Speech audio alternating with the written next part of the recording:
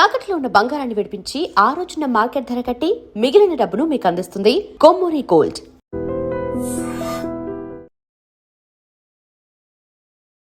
ఆ శంకరాభరణంలో శారదా కంటే ఎక్కువగా శంకరాభరణం రాజ్యలక్ష్మిగా పేరు అలా ఉండిపోయింది. ఇప్పటికి కూడా మీరు ఎన్ని సినిమాలు చేసినా, ఎన్ని భాషలు చేసినా కానీ అన్నిట్లలో కూడా శంకరాభరణం రాజ్యలక్ష్మి గారు అనడం అనేది ఒక సినిమా పేరే ఇంటి పేరుగా ఉండిపోవడం మరుపురాని అనుభూతులు అవన్నీ కూడా. అంతేగా మరి.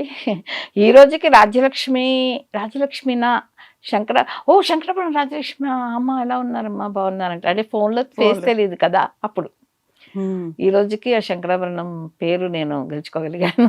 అది అదృష్టం నాది. మీరు ఆ ఫస్ట్ సామజీవర గమన కూర్చున్నప్పుడు అదేదో మీరు అలా తన్వయత్వంలో పాడుతూ ఉంటారు. ఆ తర్వాత మధ్యలో ఒక ఇమాజినేషన్ వస్తుంది. హీరోతో మీరు చంద్రమోహన్ గారితో ఒక డాన్స్లో ఇవన్నీ ఉంటారు. ఆ తర్వాత స్వరాలు తప్పు పాడతారు. ఇమ్మీడియట్గా నాన్నగారు కోపడతారు, శారదా అని అరుస్తారు. ఆ టైంలో ఇమ్మీడియట్గా వెరీ ఫస్ట్ డేనే ఇవన్నీ అయ్యేసరికి ఒక మిక్స్డ్ ఫీలింగ్స్ అనేవి ఉంటాయి కదా. అంటే విశ్వనాథ్ గారిలో గొప్పతనం ఏంటంటే కొత్త దాన్ని ఏమి తెలియదు ఈ అమ్మాయికి అనుకోకుండా ఓపికగా చెప్పేవారు. ఒకటికి 10 సార్లు రిహార్సల్ చేయించి ఆయన కావాల్సిన ఎక్స్ప్రెషన్ తీసుకోగలిగాడు. దాంతో నాకు అందరు పెద్ద సీనియర్ ఆర్టిస్టులు, ఈవెన్ సోమయాజులు గారి సినిమాలకి ఆయన కొత్త వచ్చు, కానీ ఆయన పెద్ద డ్రామా ఆర్టిస్టు, ఆయనకి చాలా కమాండ్ ఉంది. ఇటు చూస్తే అందరూ పెద్ద పెద్ద సీనియర్ ఆర్టిస్టులు. నేను ఎప్పుడు జోక్ చేసేదాన్ని, తులసి నాకంటే నువ్వేనే సీనియర్ అనేదాన్ని. ఎందుకంటే చైల్డ్ ఆర్టిస్ట్ కదా.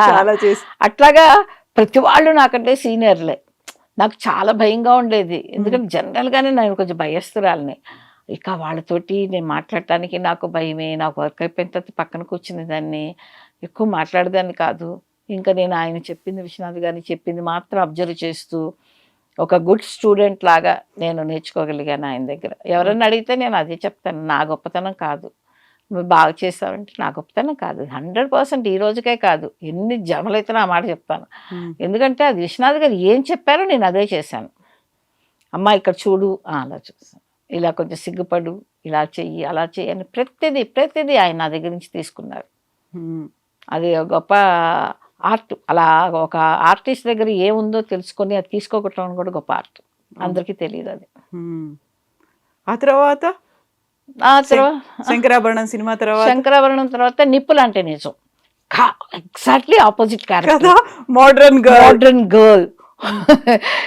ఈసారి రాఘవేంద్ర గారు ఎంత పెద్ద డైరెక్టర్ ఆయన. ఇటు చూస్తే మీరు చెప్పిన గ్లామర్ ఫీల్డ్ ఆ డైరెక్టర్, కమర్షియల్ మూవీ అది. దాంట్లో మురళీమోహన్ గారు, ఆయనైతే గొడవ పెట్టేసేవాడు, అమ్మాయి మాట్లాడమ్మా కొంచెం ఏదైనా మాట్లాడు రాజలక్ష్మి. మురళీమోహన్ గారు నేను ఎక్కువ మాట్లాడేదాన్ని కాదు. చెప్పాను కదా, నాకు కొంచెం పెద్దవాళ్ళు అంటే ఎక్స్పర్ట్ భయం. తర్వాత ఏంటి అంటే వాళ్ళందరూ నాకంటే సీనియర్స్ కదండి. ఇప్పుడంటే కొంచెం అందరూ యంగ్స్టర్స్ పిల్లలు వస్తున్నారు, హీరో హీరోయిన్స్కి అలా చేసేస్తున్నారు. ఆ రోజుల్లో మేము చేసినంత మాకంటే సీనియర్ ఆర్టిస్టులతోటే.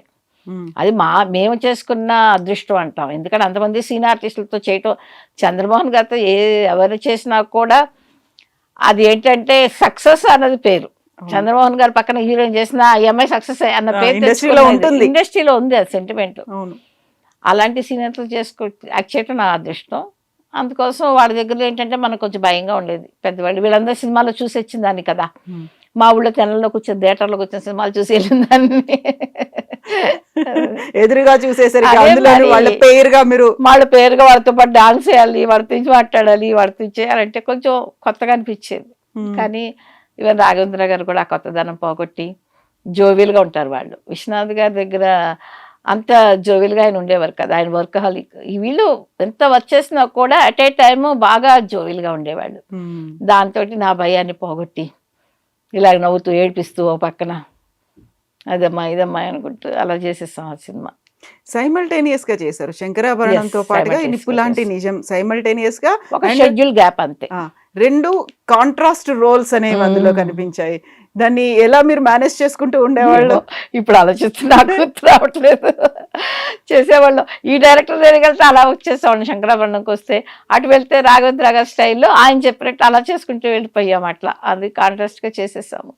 నిజంగా మీరంటే ఇప్పుడు నాకు కూడా ఆలోచన వస్తుంది, నిజమే కదా ఇలా చేసాము. ఈ రెండు సినిమాలతో పాటుగా మీరు బాలకృష్ణ గారి సినిమాలో కూడా చేశారు. అవును, రౌడీ రాముడు కొంటి కృష్ణను థర్డ్ మూవీ నాది. అది ఎన్టీఆర్ గారితో రామారావు గారితో కాంబినేషన్ ఉండేవి. అయ్యో అది ఏ జన్మలో పుణ్యం చేసుకుందాం అనుకునే వాళ్ళం. ఎందుకంటే రామారావు గారు అంటే మాకు ఒక రాముడు, కృష్ణుడు, దేవుడు. అన్ని. అలాంటి దేవుడిని ఎదురుగా చూడటం అంటేనే గొప్ప. ఆయనతో కలిసి వచ్చేయటం అంటే బాబాయ్. బాలకృష్ణ గారు ఆయన చాలా జోవెల్గా ఉండారు. ఈవెన్ నౌ ఇప్పుడు కూడా అలాగే ఉంటారు అనుకోండి. ఇంకా అక్కడంతా నాకు పెద్దగా ప్రాబ్లం లేదు. ఎందుకంటే ఆయనది నా వయసు కొంచెం అటు ఇటుగా ఉండేది. ఎక్కువ పెద్ద డిఫరెన్స్ ఉండేది కాదు. చాలా సరదాగా ఉండేవాడు. ఇంకా దాంతో స్టూడెంట్ క్యారెక్టర్స్ ఇద్దరం జాలీగా చేసేసాం. ఇప్పుడు మీరు 3 సినిమాలకి చేస్తున్నప్పుడు వెరీ ఫస్ట్ టైం శంకరాభరణం అప్పుడు అన్ని ప్రివ్యూస్ చేశారు. అప్పుడు రామారావు గారిని చూశారు. అది గుర్తు చేసుకున్నారు. రామారావు గారిని అంతకు ముందే నేను చూశాను. ఎందుకంటే ఈ సినిమా ఆయనది ఒప్పుకున్నప్పుడు రామారావు గారిని చూసాము. ఆయన మా సినిమా ప్రివ్యూ చూసిన తర్వాత నేను వెళ్ళి ఆయన కలిసాను నెక్స్ట్ డే. కలిస్తే ఆయన అన్నారు, నిన్నే సినిమా చూశానమ్మా, చాలా బాగా చేసావమ్మా అన్నారు. ఇంతకంటే గొప్ప అవార్డు నాకేముంది అనుకున్నాను. కాకపోతే మళ్ళీ వాళ్ళ సినిమాలోనే చేస్తున్నప్పుడు మళ్ళీ గుర్తు చేసుకున్నారా? మిమ్మల్ని అక్కడ చూసాను మీరు చెప్పారా? నేను ఆయనతో మాట్లాడలేదు. ఏదో 2-3 మాటలు మాట్లాడితే మాకు నోట్ల నుంచి మాటే రాదు రామారావు గారిని చూస్తే. ఆయన తెలుసు కదా. ఆయన వెళ్ళి ఆయన పలకరించినప్పుడు ఆయన మాట చెప్పారు కదా, ఆ ఒక్క మాటకే నాకు వచ్చేసి నేషనల్ అవార్డు, ఆస్కార్ అవార్డు వచ్చేసింది అప్పుడే. ఓకే. ఆ తర్వాత మురళీమోహన్ గారితో కానీ బాలకృష్ణ గారితో కానీ వెరీ రీసెంట్ గా ఎప్పుడు కలిసారు? ఈ మధ్య కలిసాను. మురళీమోహన్ గారు నేను ఒక ప్రాజెక్ట్ చేశాము. తర్వాత మా అబ్బాయి పెళ్లికి వచ్చారు. బాలకృష్ణ గారిని కూడా మా అబ్బాయి పెళ్లికి పిలవటానికి వెళ్ళినప్పుడు కలిశాను. చాలా రోజులు తర్వాత అందరినీ కలుస్తాం. ఎందుకు ఆ రోజులు గుర్తు చేసుకుంటూ ఉంటాము. నేను మురళీమోహన్ గారితో చాలాసేపు మాట్లాడుతూ ఉన్నా ఈ విషయాలు పాతయి. నా సెకండ్ మూవీ హీరో కదా ఆయన. ఫస్ట్ మూవీ చంద్రమోహన్ గారు, సెకండ్ మూవీ మురళీమోహన్ గారు, థర్డ్ మూవీ ఇలా పెంచుకుంటూ వెళ్ళిపోయారు. బాలకృష్ణ గారు.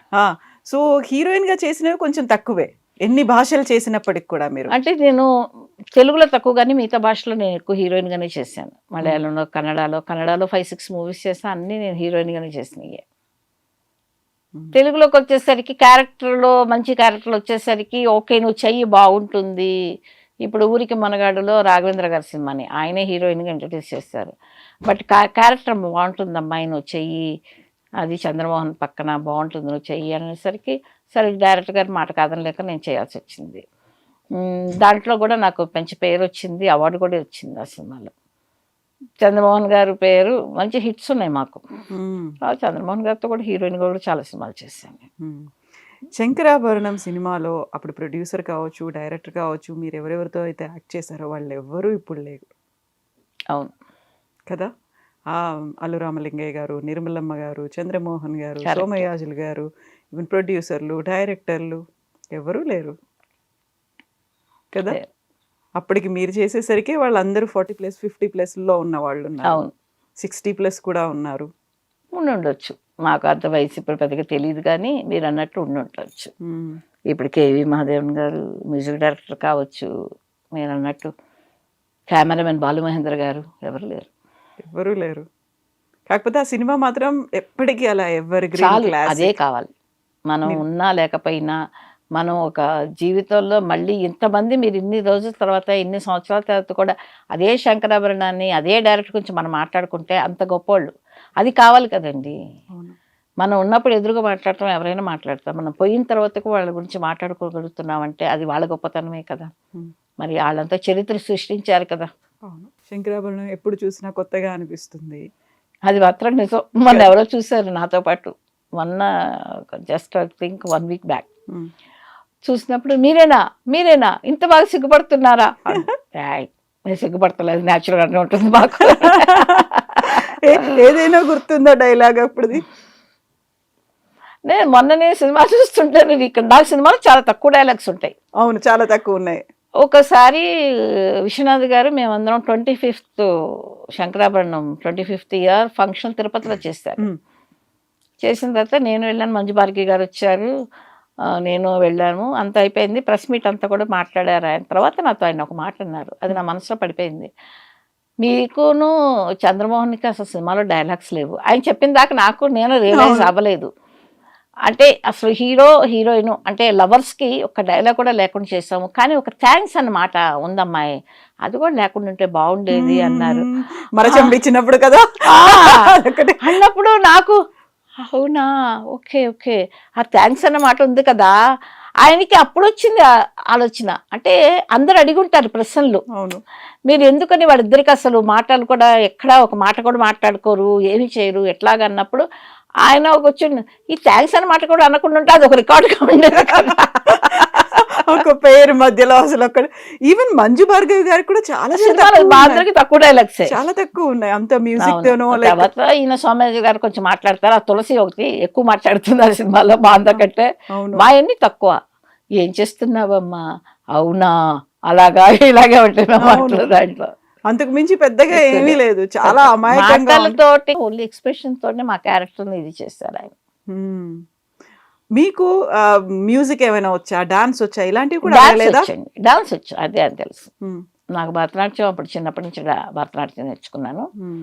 తర్వాత ఆర్టిస్ట్ అయిన తర్వాత కూచిపూడి ఒకటి వెంపటి చిన్న సత్యం గారి దగ్గర నేర్చుకున్నాను.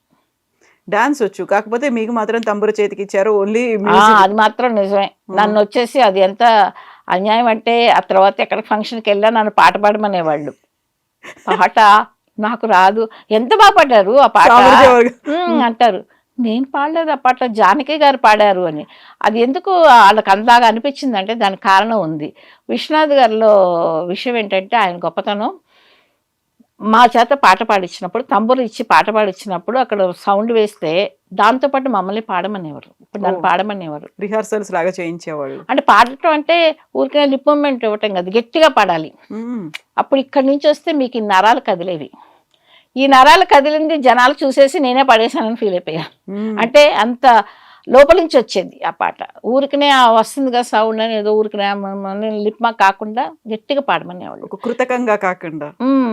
అలాగైతే ఏమవుతుందంటే నువ్వు పాడ్డ ఫీలింగ్ వస్తుందమ్మా, అందుకోసం నువ్వు గట్టిగా పాడు, నీ వాయిస్ అలా ఉందని అక్కర్లేదు, ఎవరికి జనాలు వినపోయేది లేదు.